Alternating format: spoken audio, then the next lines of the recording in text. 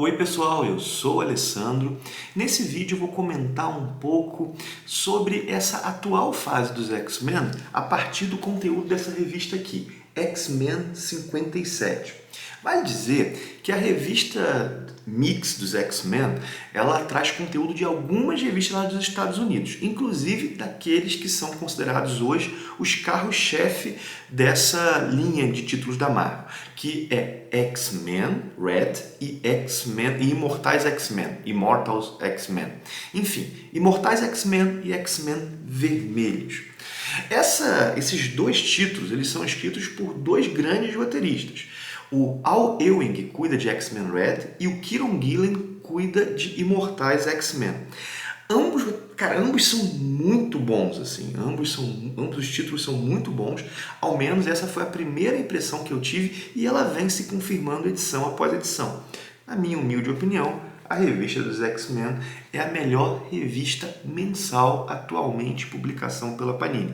Ela supera inclusive a revista do Superman, que está muito boa com o Superman do Philip Kennedy Johnson. Bom, completa o mix dessa revista o título X-Men, sem nenhum subtítulo, né? Immortal X-Men, X-Men Red e X-Men. X-Men é escrito pelo Gary Duggan. Cara, e não compromete. Eu posso dizer que essa revista aqui tem um mix 100% aproveitável. Nessa edição, nós tivemos eu falei Immortals, mas é Immortal X-Men. Perdão aí pelo erro, né? Botei um S a mais. Immortal X-Men 3, X-Men Red 3 e 4 e X-Men 12, além de uma historinha curta de Avengers X-Men 1. Pois bem, vamos lá. Ao fim dessa resenha, eu vou ter mencionado tanto X-Men quanto Imortais X-Men.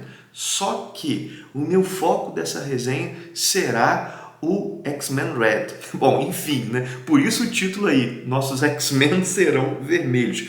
Por que o vermelho do título? É por causa da orientação política dos X-Men? Não necessariamente. É por causa do planeta vermelho de Marte.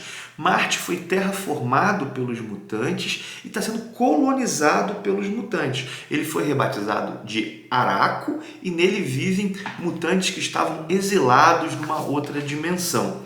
E há toda uma cultura própria. Vou mostrar um pouco os desenhos para vocês dessa edição. Só pegar aqui o nome do desenhista, né, dar os créditos das edições 3 e 4 aí de X-Men Red. Deixa eu pegar aqui, porque senão... aí é o Stefano Caselli que desenha X-Men Vermelho. Tanto a edição 3 quanto a edição 4. Já temos aí o Juan Cabal, Andrés Genolé e Michael Santamaria. Enfim, são esses desenhistas que eu vou mostrar enquanto eu falo. Vamos lá? Aí estão os desenhos, olha só. Mas, voltando, esse planeta que é colonizado pelos mutantes, esses mutantes que estavam exilados numa outra dimensão, ele tem uma cultura toda própria. Tem um jogo político que é ligado a Krakoa, mas que também tem alguma autonomia. X-Men Red trabalha exatamente esse jogo dos mutantes que são ligados aos mutantes da Terra, mas estão num novo planeta. E alguns personagens que são bem conhecidos, eles são importantes na trama. Por exemplo, a Tempestade. A Tempestade é bem importante. E o Magneto. O Magneto, ele vai, e aqui eu vou dar alguns spoilers da trama, ele vai ter a participação no Conselho Governante de Arakko, no conselho que ao menos governa eu fico em dúvida às vezes se o conselho só governa, ou melhor, se ele governa ou se ele é consultivo, né? É uma coisa que eu fico às vezes um pouquinho em dúvida. E qual é a autonomia que ele tem frente ao Conselho de Krakoa, o Conselho Silencioso de Krakoa. Mas enfim, o Magneto participa de um cargo de poder altamente importante em Arakko. E a Tempestade também. E os títulos de poder, na verdade as cadeiras desse anel de Arakko, assim, desse conselho, desse órgão de governo, as cadeiras são conseguidas a partir de combates até a morte.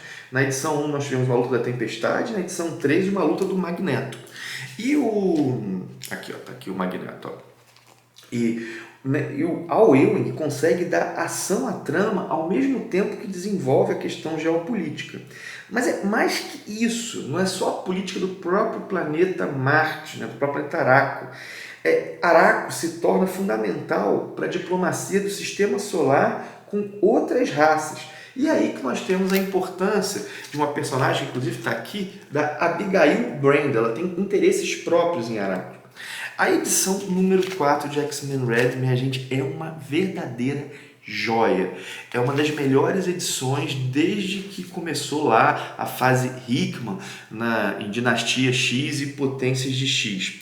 É uma joia. Toda ela lida com a questão da ressurreição. Bom, para quem não sabe, porventura está chegando nesse vídeo agora, a morte não existe mais para os mutantes. Toda vez que um mutante morre, ele pode ser ressuscitado. E isso foi explorado, está sendo explorado de diversas maneiras.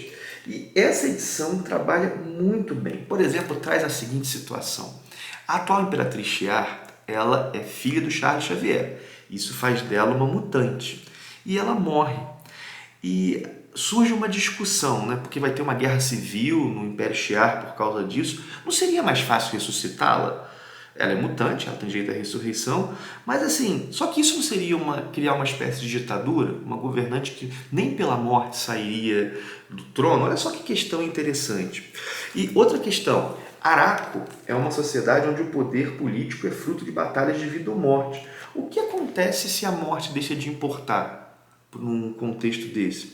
Além disso, tem uma discussão bonita do Magneto, que ele diz, né, do que adianta viver para sempre se as pessoas que eu amo, por vezes, podem não estar mais aqui.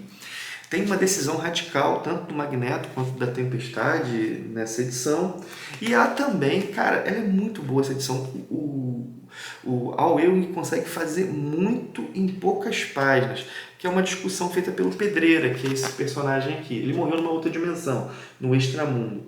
E quem morre no extramundo não ressuscita direito, acaba que se torna uma conjunção de todas as versões desse personagem no multiverso, ou seja, surge uma nova personalidade.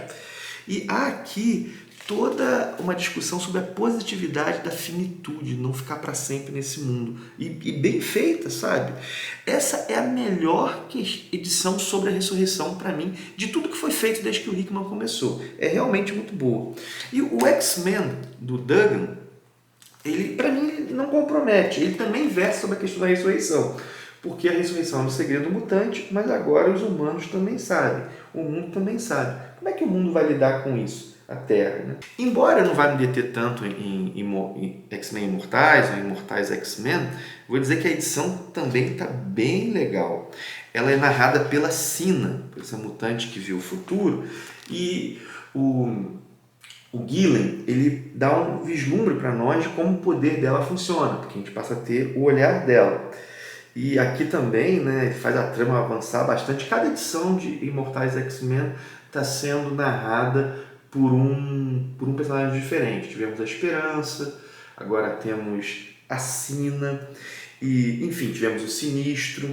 E aqui, como é que é uma personagem que vê o futuro narrando, é legal, mas nós vemos também um pouco do que ela vê. E como é que... E o que ela vê? Aí eu vou dar um grande spoiler, né? Ela vê o papel do Sinistro, assim. Ela vê o grande papel do Sinistro, e o Sinistro como o grande Judas de Krakoa. Um baita de um spoiler aqui, que já foi mostrado antes, mas é que o Sinistro ele clonou a Moira. E a gente tem que lembrar que a Moira, quando morre, ela meio que reseta a realidade. Ela volta ao momento do seu nascimento. E agora o Sinistro tem vários tanques com várias moiras que ele usa para meio que descobrir, meio que resetar a realidade a favor dele. Ele, cara, imagina como é que ele dá com uma situação assim. Que situação difícil que o Gillen criou. E bem interessante, assim. Enfim, é uma ótima edição. Estou gostando muito. Tá dando gosto de ler Os Mutantes, sabia? Valeu a pena a fase Hickman se encerrar e os conceitos criados pelo Hickman continuarem. Eu vou dizer que eles estão sendo melhor desenvolvidos agora do que antes do Inferno, assim, naquelas outras mensais que nós tínhamos. É o melhor momento desde as minisséries que o Hickman escreveu. Enfim, é isso, minha gente. Como vocês sabem, X-Men é uma prioridade aqui no canal. Se você gosta de X-Men, não deixa de se inscrever no canal, tem vídeo aqui sempre. E também não deixa de comentar esse vídeo, você está gostando da fase, você está acompanhando. E, tem o link da Amazon na descrição também, caso você vai fazer alguma compra, usar o link que está na descrição, ajuda demais o canal. Vou deixar o link também da mensal dos X-Men, da X-Men 57, caso alguém tenha interesse. Mas qualquer compra que você faça usando esse link, ajuda o canal. Enfim, aquilo tudo que você já sabe, né? Curte, comenta, compartilha. Vou parando por aqui então, um forte abraço e até o próximo vídeo.